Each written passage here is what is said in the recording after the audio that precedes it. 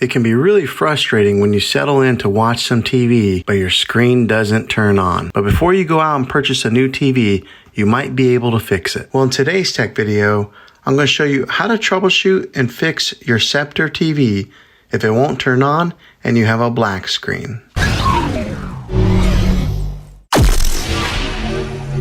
I'm going to show you a few easy methods that may fix your problem and get you back up and running again. Now, the first one is to change the batteries on your remote control. A fresh set of batteries might be all that you need to power your TV on. So go ahead and give this a try. The second method is to unplug your TV from the wall outlet for 60 seconds. Now, don't be impatient here. Wait the whole 60 seconds. This is very different from turning your TV on and off with a remote control, so make sure you do it this way. The next method would be to unplug your TV again and hold the power button on the TV for 30 seconds. I'm talking about the TV itself. This is what we call a hard reset of your TV, and it'll drain any power in your device. Then plug it back in and try turning it on again. If this worked, then great. If not, let's go ahead and move on to the next one. The next method would be to plug the TV into a different wall outlet. Not the one that you have it plugged in now, maybe into a different room even. You might have a particular wall outlet that went bad,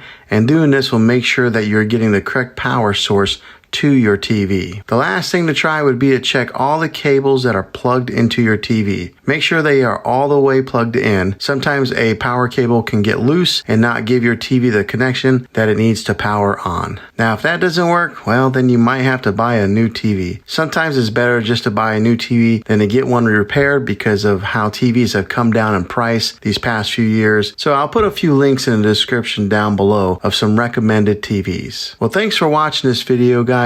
Hopefully it was helpful for you. If it was, go ahead and click a thumbs up on it. Go ahead and subscribe to my channel. I make tech videos all the time, and I would love to have you back in the next one. Take care.